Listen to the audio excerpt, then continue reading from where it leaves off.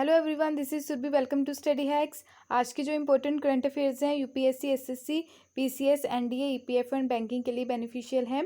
आइए आज का इंपॉर्टेंट डे देख लेते हैं। World press freedom day 2021 celebrate किया जाता है हर साल 3 मई को। ये सेलिब्रेट किया जाता है जैसे फ्रीडम जो रहेगा रिलेटेड टू जर्नलिस्ट, ठीक है, प्रेस का फ्रीडम जो रहता है, ताकि वो सही तरीके से जर्नलिस्ट अपना काम कर सकें। जो इन्फॉर्मेशन है, स्पेसिफिकली जो इन्फॉर्मेशन रहती है वो जनता के सामने ला सकें, इसलिए ये प्रेस फ्रीडम डे सेलिब्रेट किया जाता है। जो प्रिंसिपल रहते हैं, fundamental principle related to press freedom, evaluate किया जाता है जो press freedom around the world, उसको जो हमारे जो जर्नलिस्ट हैं उनको कैसे डिफेंड करना है, मीडिया को जैसे मीडिया के ऊपर अटैक्स देखने को मिलते हैं ताकि वो इंडिपेंडेंटली काम कर सकें। काफ़ी सारा मीडिया के ऊपर प्रेशर भी रहता है पॉलिटिक्स से रिलेटेड। पे ट्रिब्यूट की गई है जर्नलिस्ट को जिन्होंने एफर्ट्स लगाए अपने काम को लेके, स्ट्रगल काफ़ी सारे किए, ठीक है, अपने प्रोफेशन को लेके। कई बार आपको श्रीनगर में भी देखने को मिला कि जर्नलिस्ट के ऊपर काफ़ी सारे हमले किए गए, उत्तर प्रदेश में भी। थीम जो है इसकी काफ़ी इंपॉर्टेंट है इस साल की, information as a public good, ये इसकी थीम है, प्लीज़ इसको याद रखिएगा। नेक्स्ट है लिक्विड मेडिकल ऑक्सीजन। ये जो लिक्विड मेडिकल ऑक्सीजन है काफ़ी न्यूज़ में है, इससे क्वेश्चन बनने के बहुत सारे चांसेस हैं, ठीक है। ये देख लेते हैं आखिर ये होता क्या है। लिक्विड मेडिकल ऑक्सीजन जो है ये आज के टाइम में प्रोवाइड करवाने की कोशिश की जा रही है डिफरेंट एरिया में, ठीक है। आपको ऑक्सीजन क्राइसिस भी देखने को मिल रहा है ड्यूरिंग सेकेंड वेव जो है कोविड का, क्लियर। और काफ़ी शॉर्टेज भी देखने को मिल रही है इसकी, जो ऑक्सीजन के टैंकर्स की। लॉजिस्टिक जो ट्रांसपोर्टेशन है डिस्टेंस लोकेशन पे, इनको भेजने में काफ़ी दिक्कत हो रही है, ठीक है। कोविड के चलते काफ़ी बुरी सिचुएशन यहाँ पे फेस करने को मिल रही है, ताकि ऑक्सीजन को लेके कोई रुकावट ना आए, और इसी के चलते यहाँ पर कई सारे स्टेप भी उठाए जा रहे हैं गवर्नमेंट की तरफ से, ठीक है। आखिर ये जो है लिक्विड मेडिकल ऑक्सीजन आखिर है क्या, होती क्या है ये, आइए इसके बारे में कुछ डिस्कस करते हैं, जिससे क्वेश्चन बनने के बहुत सारे चांसेस हैं आने वाले एग्जाम्स में। जो एक तरीके से हाईली प्योर ऑक्सीजन होती है, जो सूटेबल होती है यूज़ करने के लिए, स्पेशली जो रहता है ह्यूमन बॉडी के लिए। नॉर्मली ये मेडिकल ट्रीटमेंट के लिए यूज़ की जाती है। ये जो ऑक्सीजन है ऑल मॉडर्न एंथिस्टिक टेक्निक्स देखने को मिलेगी इसमें। रिस्टोर किए जाते हैं जैसे ऑक्सीजन के टिश्यू बाय इंक्रीजिंग दी, ताकि ऑक्सीजन का जो लेवल उसको अवेबिलिटी जो है ऑक्सीजन की उसको इंक्रीज़ किया जा सके। कार्डियोवास्कुलर स्टेबिलिटी, ये क्या काम करती है, जैसे हार्ट के मरीज़ रहते हैं, ठीक है, और जो हार्ट अटैक की बीमारी जो रहती है लोगों में उसको कंट्रोल करने का काम करती है ये, ठीक है। WHO के द्वारा, यानी कि वर्ल्ड हेल्थ ऑर्गेनाइजेशन के द्वारा इसको ऑक्सीजन को एसेंशियल मेडिसिन्स में इंक्लूड किया गया है, काफ़ी इंपॉर्टेंट है, ठीक है। वर्ल्ड हेल्थ ऑर्गेनाइजेशन काफ़ी न्यूज़ में है ड्यूरिंग कोविड-19, इसके बारे में देखिएगा जाके, इसके हेडक्वार्टर कहाँ पे हैं, इसको फाउंड कब किया गया, इसके जो चेयरमैन है वो कौन है, ठीक है, और किसके द्वारा इसको फाउंड किया गया, ये आपका होमवर्क है। अगर देखें ड्रग प्राइसेस कंट्रोल ऑर्डर 2013 के अकॉर्डिंग देखें तो इसको ऑक्सीजन को रखा गया किस प्लेस में, under the national list of essential medicine के अंडर रखा गया है, ठीक है। यहाँ से भी क्वेश्चन बनने के चांसेस हैं बहुत ज़्यादा कि वर्ल्ड हेल्थ ऑर्गेनाइजेशन के द्वारा किसको एज अ एसेंशियल मेडिसिन की लिस्ट में रखा गया है, ऑक्सीजन को। और अगर इंडिया की बात करें, ड्रग प्राइसेस कंट्रोल ऑर्डर 2013 की बात करें तो इसको national health of essential medicine की लिस्ट में रखा गया है।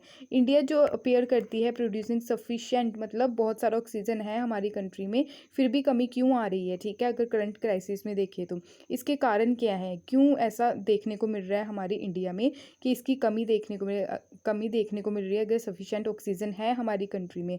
रीज़न जो है क्राइसिस के वो है जैसे डिस्टेंस रहती है प्रोडक्शन प्लांट को लेके, अगर कोई पंजाब में है तो तमिलनाडु में अगर इसका प्लांट है तो लाने में काफ़ी टाइम लग जाएगा, ठीक है, ये भी एक दिक्कत है, ये भी एक परेशानी है। मोस्ट जो लिक्विड मेडिकल जो ऑक्सीजन प्लांट्स हैं वो इन दी ईस्ट में देखने को मिलेंगे, ठीक है। लॉन्ग ट्रांसपोर्टेशनल आपको डिस्टेंस देखने को मिलेगा, जिसके कारण काफ़ी दिक्कतों का सामना करना पड़ता है। Around time at least 6 to 7 days लग जाते हैं ईच टैंकर को किसी एरिया में पहुंचने के लिए, ठीक है। जो एक तो ये भी दिक्कत रहती है, जो स्टेट्स रहती हैं वो अपहोल्ड कर लेती है टैंकर्स को, ठीक है। कोई एक स्टेट से दूसरे स्टेट टैंकर जा रहा है तो स्टेट क्या करती है, उसको अलाउ नहीं करती। लिमिटेड टैंकर्स हैं, ठीक है, और काफ़ी इनकी जो कॉस्ट काफ़ी हाई है, 50 लाख ईच है। अगर लिमिटेड टैंकर्स देखें तो इंडिया में ओनली 1224 टैंकर्स आपको इसके देखने को मिलेंगे। क्रायोजेनिक टैंकर जो इसकी कॉस्ट है 50 लाख ईच है, इसलिए ये काफ़ी कॉस्टली है। तो कौन इस पे खर्चा करेगा, ये भी रीज़न है इसका, इस क्राइसिस का, ठीक है। और आज के टाइम में इसको बहुत ही महंगा बेचा जा रहा है, 1 लाख 2 लाख के अप्रॉक्सीमेट इसको बेचा जा रहा है, ठीक है। कंपनी जो है ये बाय नहीं कर रही है, क्यों? क्योंकि ये जो कोविड-19 का क्राइसिस है एक टाइम पे आके रुकेगा सही, ठीक है। तो कंपनीज़ को इसके चलते काफ़ी लॉस भी देखने को मिल सकता है, इसलिए कंपनीज़ क्या कर रही है, इसको खरीद नहीं रही है, ठीक है। वेस्टेज काफ़ी देखने को मिलता है, अननेसेसरी ऑक्सीजन यूज़ की जाती है हॉस्पिटल्स में, इसका भी ये बेसिकली रीज़न है। पॉसिबल जो लीकेज देखने को मिलती है, जैसे ऑक्सीजन जो सप्लाई जाती है ऑक्सीजन के हॉस्पिटल में, उसकी जो पाइपलाइन है उसमें लीकेज देखने को मिलती है, वहाँ पे भी ऑक्सीजन काफ़ी वेस्ट होती है। ब्लैक मार्केटिंग भी की जाती है ऑक्सीजन सिलेंडर्स की। ये बहुत सारे इश्यूज़ हैं, ये आप आंसर राइटिंग में भी यूज़ कर सकते हैं ये पॉइंट्स, ठीक है। गवर्नमेंट ने काफ़ी सारे इनिशिएटिव्स लिए हैं इसके रिगार्डिंग। फर्स्ट है ऑक्सीजन एक्सप्रेस ट्रेन चलाएगी ताकि ट्रांसपोर्ट किया जा सके किसको, लिक्विड मेडिकल ऑक्सीजन को और ऑक्सीजन सिलेंडर्स को। मिनिस्ट्री ऑफ होम अफेयर जो है उनके द्वारा इन्वोक किया गया डिज़ास्टर मैनेजमेंट एक्ट 2005। ऑर्डर दिया गया कि फ्रीली इंटरस्टेट मूवमेंट की जा सके किसकी, ऑक्सीजन रिलेटेड जो ऑक्सीजन कैरी करते हैं व्हीकल्स, उनकी फ्रीली मूवमेंट हो सके। ये नहीं है कि कोई स्टेट उसको रोक दे उस टैंकर को, ठीक है, फ्रीली मूव कर सके वो बिना किसी रुकावट के। अगर गवर्नमेंट की बात करें, उन्होंने रीस्टार्टिंग की, जो प्लांट्स हैं रिलेटेड टू ऑक्सीजन जो क्लोज थे उसको ओपनिंग की गई उसकी। इंडियन एयरफोर्स की अगर बात करें, एयर लिफ्टिंग भी की जा रही है एम्प्टी ऑक्सीजन टैंकर की to industrial unit. Oxygen enrichment unit की अगर बात करें तो रिड्यूस किया गया रिक्वायरमेंट जो है वेंटिलेटर एंड ऑक्सीजन सिलेंडर का, ठीक है। तो इसको जो रिड्यूस किया गया वेंटिलेटर उसको ओपन किया गया फिर से, ठीक है, ऑक्सीजन एनरिचमेंट यूनिट के रिकॉर्डिंग। नेक्स्ट है जॉइंट लॉजिस्टिक नोड। ये इसका क्या बेसिकली पर्पस है जॉइंट लॉजिस्टिक नोड का? चीफ ऑफ डिफेंस स्टाफ यानी कि सीडीएस के द्वारा जो हैं आज के टाइम में जनरल विपिन रावत, इनके द्वारा थर्ड जॉइंट लॉजिस्टिक नोड को इनोग्रेट ऑपरेशनलाइज्ड किया गया है मुंबई यानी कि महाराष्ट्र में। होता क्या है ये जॉइंट लॉजिस्टिक नोड? सामान को लेके आना और ले जाना, जैसे कि फूड हो गया, आर्मी के जो वेपन्स हो गए, आर्मी रिलेटेड जो सामान हो गया, ठीक है, तो इसको लॉजिस्टिक बोलते हैं, क्लियर। अदर जो ऑपरेशनलाइज्ड ये हैं जॉइंट लॉजिस्टिक नोड पहले से ही हैं गुवाहाटी यानी कि असम और पोर्ट ब्लेयर यानी कि अंडमान और निकोबार में देखने को मिलते हैं, ठीक है। ये प्रोवाइड करवाता है इंटीग्रेटेड जो लॉजिस्टिक कवर रहते हैं related to arm forces, small arms जैसे हथियार वगैरह हो गए, राशन हो गया, फ्यूल, जनरल स्टोर का जो सामान रहता है, ठीक है, ट्रांसपोर्टेशन का, aviation, clothing, spare, also engineering support. ये सेव करता है क्या, मैन पावर, ठीक है, और इकोनॉमिकली यूटिलाइजेशन इसका किया जाता है, जो रिसोर्सेज का फाइनेंशियली सेविंग इसके चलते देखने को मिलती है।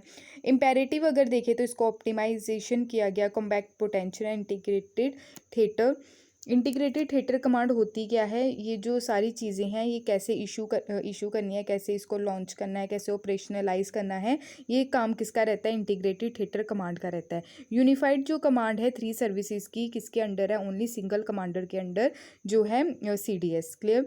जोग्राफिकल थिएटर्स जो है यानी कि एरिया वाइज अगर देखें स्ट्रेटेजिक और सिक्योरिटी के कंसर्न से, इंटीग्रेटेड थिएटर कमांड जो है will not answerable to individual service, यानी कि ये मतलब किसी को भी आंसरेबल नहीं है अगर कोई इंडिविजुअल सर्विसेज है।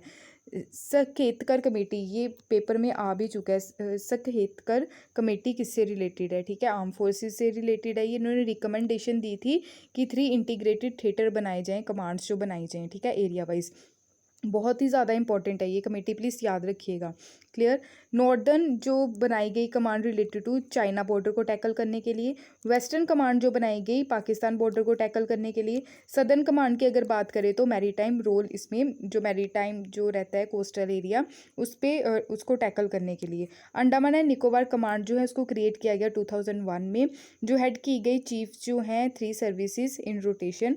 सेफगार्ड ये प्रोवाइड करवाती है इंडिया की जो स्ट्रेटेजिक इंटरेस्ट है related to South East Asia and Strait of Malacca, clear. Strategic forces जो है रिलेटेड टू कमांड ये इस्टेब्लिश की गई 2006। स्ट्रेट ऑफ मलक्का जो है ये कहाँ पे सिचुएटेड है, प्लीज़ इसका आंसर दीजिएगा, कल हम इसको डिस्कस करेंगे, क्लियर। फंक्शनल जो है ट्राई सर्विसेज कमांड के इसके अंडर देखने को मिलती हैं। Took after delivery and operational control देखने को मिला किसका, कंट्रीज न्यूक्लियर एसेट्स का। नेक्स्ट है power grid infrastructure investment trust.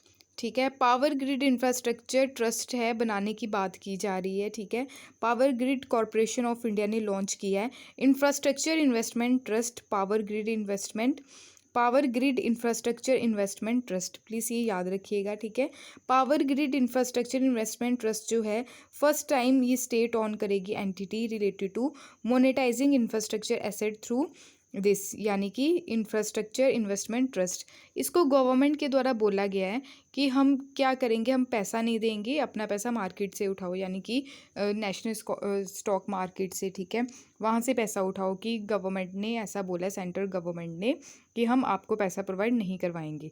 Clear? This will be only third, मतलब ये क्या है, थर्ड है इंफ्रास्ट्रक्चर इन्वेस्टमेंट ट्रस्ट लिस्ट में, अगर इंडियन मार्केट की अगर बात करें तो। इसके बाद क्या है, बोथ विच वेंट पब्लिक 2017, इसको क्या किया गया, इन सब को 2017 में इस्टेब्लिश किया गया, यानी कि INVT India grid trust. INVIT जो रूट है वो प्रपोज किया गया सेंटर के द्वारा, अल्टरनेटिव देखने को मिला ये रूट जो करेगा, रन करेगा स्टेट कंपनीज में, मैनेज करेगा जी फंडिंग जो है रिक्वायरमेंट विदाउट एनी, मतलब ये रहेगा कि सेंटर कह रहा है कि हमारे ऊपर डिपेंडेंसी ना रहे, स्टेट खुद ही पैसा जो है वो प्रोवाइड करे अपने लिए। क्लियर है? इंफ्रास्ट्रक्चर इन्वेस्टमेंट ट्रस्ट जो है वो कलेक्टिव इन्वेस्टमेंट स्कीम है, जैसे म्यूचुअल फंड में देखने को मिलता है, जहाँ पे हम पैसा इन्वेस्ट करते हैं। ठीक है, ऐसा आपको ये देखने को मिलता है, कलेक्टिव इन्वेस्टमेंट स्कीम है ये अनेबल है direct investment form of money from individual के लिए भी और इंस्टीट्यूशनल इन्वेस्टर्स के लिए भी, यानी कि कोई सिंगल पर्सन भी क्या कर सकता है, इसमें इन्वेस्टमेंट कर सकता है।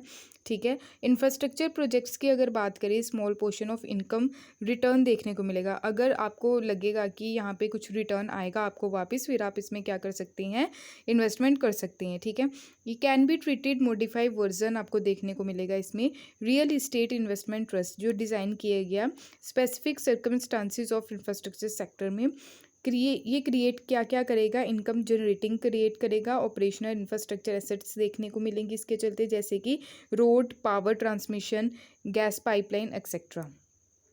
ये जो है लॉन्ग टर्म एसेट्स देखने को मिलेगी, मतलब जो कॉन्ट्रैक्ट रहेगा लॉन्ग टर्म 15 to 20 ईयर्स का इसमें कॉन्ट्रैक्ट देखने को मिलेगा। ये जो रेगुलेट की जाती है किसके द्वारा की जाती है, सेबी के द्वारा की जाएगी, infrastructure investment trust regulation 2014। SEBI के बारे में पढ़िएगा। ठीक है, कब लॉन्च हुआ, इसके चेयरमैन कौन है, ठीक है, कौन से मिनिस्ट्री के अंडर आती है ये, प्लीज़ इसका आंसर दीजिएगा।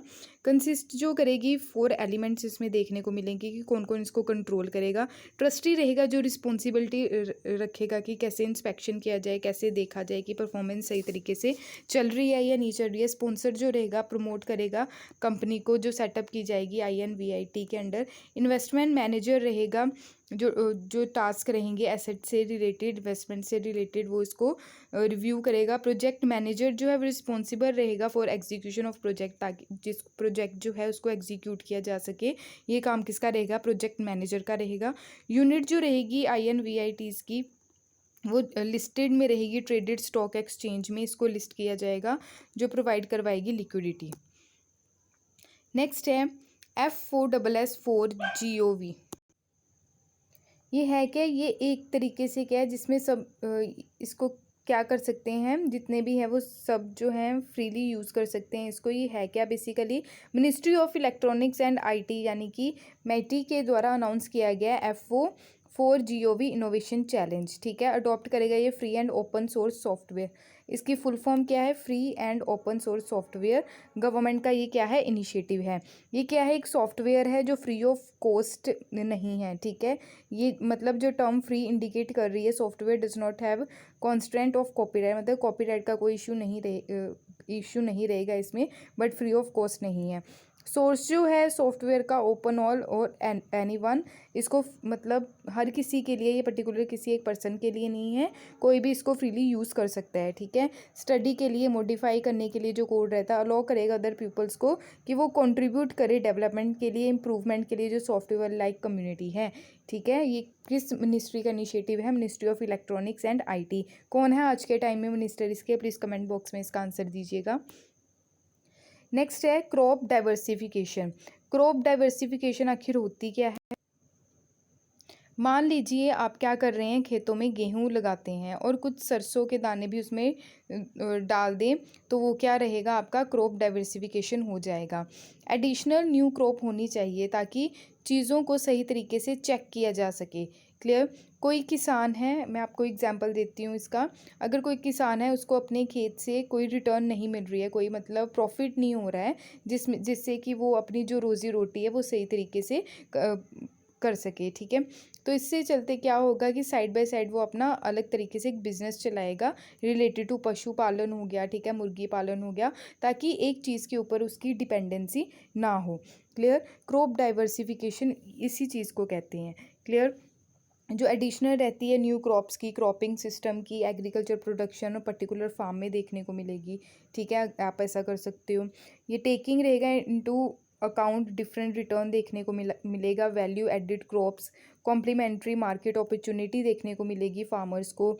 मेजर जो क्रॉपिंग सिस्टम है इंडिया में वो है sequential cropping, monocropping, intercropping, relay cropping, mixed cropping and alley cropping. Animal husbandry और एनिमल एग्रीकल्चर की अगर बात करें, इस फील्ड में भी ये साइड बिजनेस देखने को मिल सकता है एक किसान के लिए।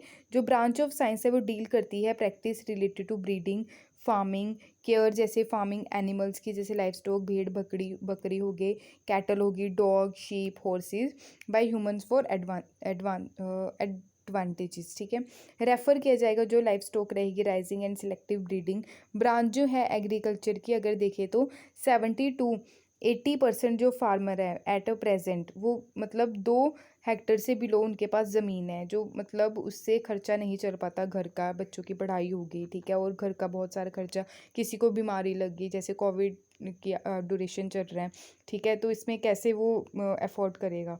ठीक है, तो ओवरकम जो है एग्जिस्टिंग क्रॉपिंग का जो पैटर्न है, डाइवर्सिफाई करना, हाई वैल्यू क्रॉप्स जैसे मेज, pulses etcetera side by side इसको भी लगाना।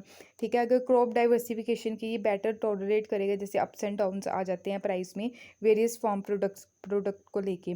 मिटिगेशन जो है नेचुरल कैलामिटीज़ की अगर देखें तो क्रॉप डाइवर्सिफिकेशन किसके द्वारा की जाए, through mixed cropping by a useful, मतलब जो मिक्स क्रॉपिंग रहेगी वो किसान के लिए क्या रहेगी, यूजफुल रहेगी। मोस्ट जो है इंडियन पॉपुलेशन वो सफ़र कर रही है, जैसे माल न्यूट्रिशन यानी कि कुपोषण के शिकार है बहुत सारी पॉपुलेशन हमारे इंडिया में, स्पेशली जो गर्ल चाइल्ड है उसमें खून की कमी देखने को मिलती है, अनीमिया यानी कि। इंक्लूडेड रहती है क्रॉप्स लाइक जैसे pulses, oil seed, horticulture and vegetable crops, जो इम्प्रूव करती है सोशियो इकोनॉमिक स्टेटस जो हमारे इंडिया का related to food basket. Also improve करती है सॉइल हेल्थ, करेगी ये सॉइल हेल्थ जो है, सॉइल की जो उपजाऊ करने की जो क्षमता है उसको इम्प्रूव करेगी। एम जो रहेगा इसका food safety and nutrition security रहेगा। ये थे आज के important current affairs. I hope आपके सारे डाउट्स क्लियर हुए होंगे। अगर आपको ये लेक्चर अच्छा लगा तो लाइक, शेयर और सब्सक्राइब ज़रूर कीजिएगा। ठीक है, इस लेक्चर की पीडीएफ आपको मेरे टेलीग्राम चैनल पे मिल जाएगी। ठीक है, लिंक आपको मैं डिस्क्रिप्शन बॉक्स में प्रोवाइड करवा दूँगी।